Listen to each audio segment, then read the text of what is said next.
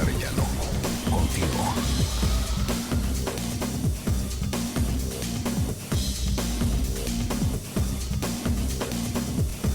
Amigos, me da mucho gusto ahora porque estoy acompañada de Rafa Gutiérrez, quien es sociólogo y además investigador y además colaborador de Amnistía Internacional. Todo eso, Rafita, bienvenido. Muchas gracias. ¿Cómo estás?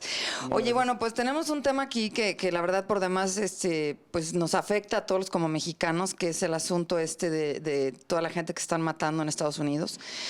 Los mexicanos que al final desarmados los acribillan prácticamente, ¿no? A la luz pública, enfrente de todo el mundo, y que no pasa nada. Digo, yo entiendo que esto es un tema que tiene que ver relaciones exteriores y entiendo que así lo estarán haciendo, pero ¿qué pasa? Llevamos 3 en un mes, Rafa. Cuéntanos, ¿qué opinas? Pues precisamente en el tema de relaciones exteriores es, digamos, como mexicanos considero que es donde nos toca hacer hincapié. Tendría que ser evidencia de una crisis institucional en la que estamos viviendo, o sea, no solo al interior del país, sino al exterior también. Es decir, las medidas que se han tomado desde Relaciones Exteriores para exigir el esclarecimiento de estos casos, pues son muy leves, ¿no? Muy leves, muy tibias, de hecho, por diferentes instancias de la sociedad civil, universidades, ACES, incluso Amnistía Internacional México está pues, sobre estos casos y está justo haciendo unas valoraciones de tibieza sobre esa materia en relación exterior. ¿Cómo presionar nosotros? Digo, porque como sociedad entiendo que sí tenemos un peso cuando nos juntamos, que ni qué. Pero ¿cómo presionar? Digo, porque sí he oído, hay declaraciones de MID y pero pues tampoco está pasando mucho. Respecto a la sociedad civil, es un tema gigantesco que desde la investigación sociológica que es digamos, mi parte, la parte que me corresponde analizar. Es complejo porque las estructuras de pensamiento y se pudiera decir, de formas de vida en las que nos movemos a diario, digo todos los de a pie, responden a una lógica que está incrustada en una lógica de mercado, en un modelo de pensamiento en el que, bueno, yo lo digo seguido, por ejemplo, con Amnistía Internacional, nos toca vivir tan aprisa que de pronto es muy difícil lograr vincularnos, lograr empatía, etcétera. Justo hace rato que venía para acá, paso al lado del monumento que tenemos a los caídos de la guerra contra el narcotráfico. Una guerra contra el narcotráfico que después de 2 administraciones no ha significado más que muerte y que sin embargo se invisibiliza. Y la gente pasa a un lado y de pronto es invisible, y los que pasan caminando, los que pasan corriendo y yendo al transporte y ya se les hace tarde para el trabajo, etc. Martín Caparrós dice en su libro del hambre, que por cierto está muy bueno y que es bastante actual, que es difícil que una persona con hambre, digamos, con hambre de muchas cosas, ¿no? Aquí lo podemos, digamos, tropicalizar a diferentes ámbitos, se preocupe en aterrizar la realidad en la que está inmerso. Es decir, se preocupa de cosas inmediatas, en sobrevivir, pues. En su día a día. En su día a día. Y en el egoísmo, porque todos estamos en yo, ¿no? Inmersos en el egoísmo, así es. Esa es otra de las crisis, digamos, de este modelo de pensamiento, el egoísmo. Ahora, ¿qué está pasando? Digo, yo también digo, al final está muy claro que los latinos cada vez somos más importantes en Estados Unidos. Al final, no nada más es a mexicanos, también siguen siendo perseguidos negros, siguen siendo perseguidos afroamericanos. ¿Qué pasa con un Obama que viene también siendo afroamericano y no ha hecho mucho a este respecto? Y mira que me cae bien, pero pues ya no sé si me cae tan bien. Es curioso porque, a pesar de que, por ejemplo, son diferentes realidades, el caso político estadounidense y el caso político mexicano, pareciera que tienen un punto de unión, digamos. ¿A qué me refiero? En materia de procuración social, llámese justicia, llámese salud, llámese atención de este tipo de derechos humanos, etc., etc., pareciera que vivimos en una suerte de orientación desde la política para la política.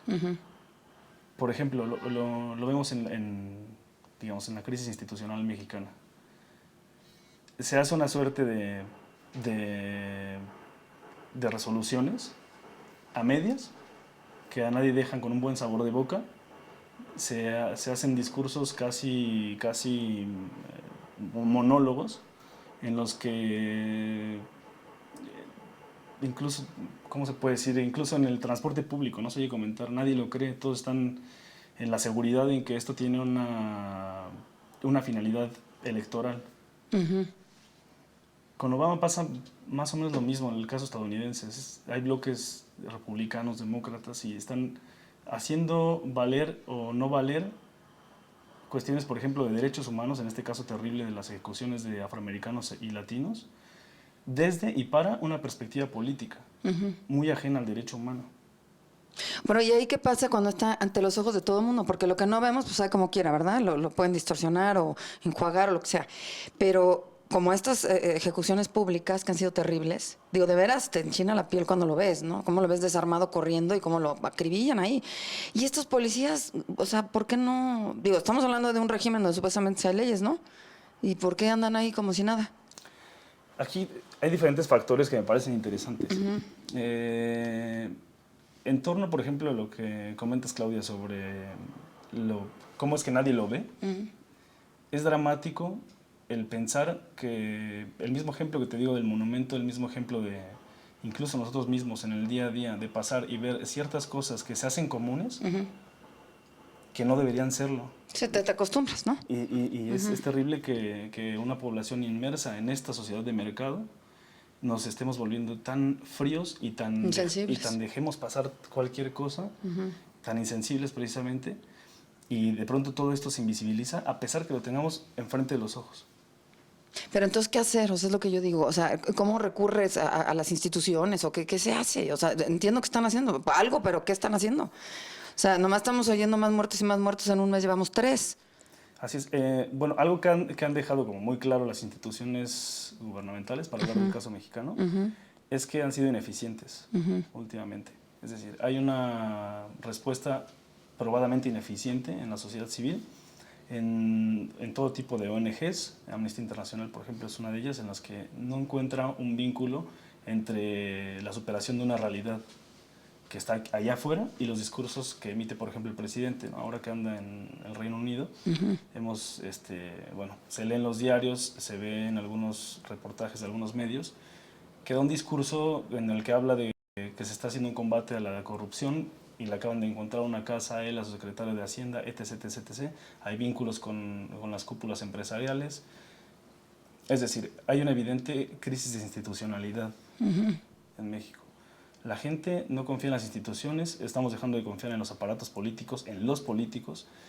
Considero que el hecho de que existe una clase política es al mismo tiempo una negación de una democracia. No debería existir una clase política como tal.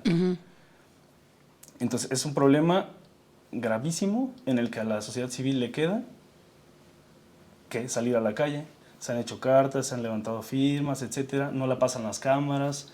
Ahí tienes a la Suprema Corte que de alguna manera, digamos, busca acomodar la ley para que no pasen ciertas peticiones ciudadanas. Las candidaturas ciudadanas ahorita, por ejemplo, en época electoral, tenemos a Corral en Chihuahua tratando de hacer un esfuerzo, sin embargo piden un número prácticamente imposible de conseguir de firmas, entre muchas otras limitantes que tienen las candidaturas ciudadanas. Entonces nos enfrentamos a un bloqueo institucional. ¿Qué queda? ¿Salir a la calle? ¿Salir a la calle como se está haciendo hasta ahora? No. Creo que no solo eso. Tendríamos que focalizar la protesta, acciones específicas.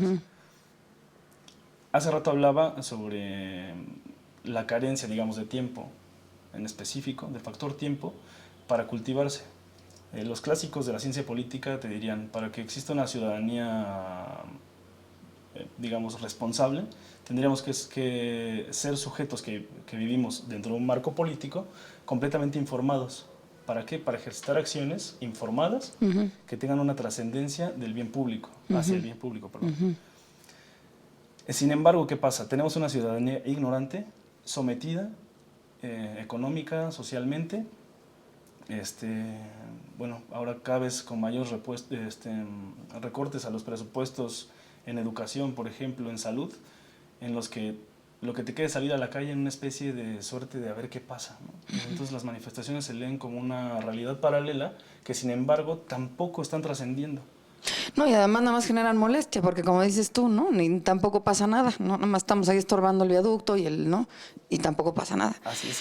¿Qué tendríamos que hacer en específico, Claudia? Creo, por ejemplo, vincularnos en tierra, hacer un seguimiento preciso de los legisladores, comisiones anticorrupción desde la ciudadanía, que no dejen de pisarle los talones a esta clase política, y entonces hacer demandas específicas. Ahí tenemos el caso de Gandhi con el impuesto de la sal, por ejemplo. Demandas específicas, es decir, aprovechar todo el peso de la unidad nacional y focalizarlo, e ir paso a paso construyendo desde abajo una realidad diferente. Ahora que estamos en unos momentos en los que... Muy difíciles, muy extraños, en además. todos los rubros, ¿eh? Sí, sí. Oye, ¿y sobre qué escribes en Amnistía Internacional, para Amnistía Internacional? Escribo artículos de opinión Ajá. para Amnistía Internacional. De diversos temas. De diversos temas, ajá, no sé, derechos sexuales y reproductivos, fue el último tema sobre el que escribí. Ajá. Solidaridad también he escrito, y bueno, fuimos ahí a un par de conferencias a Querétaro en materia de derechos humanos. Ah, mira, qué interesante.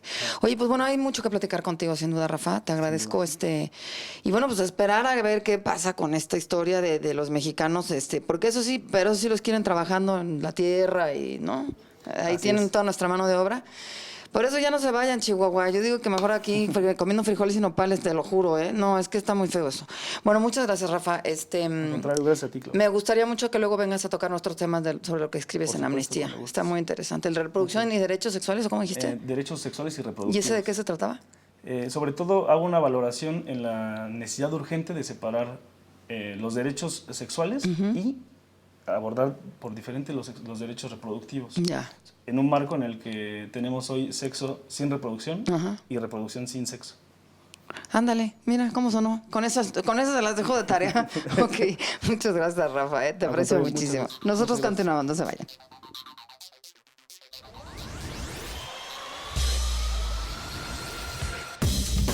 Claudia Arellano.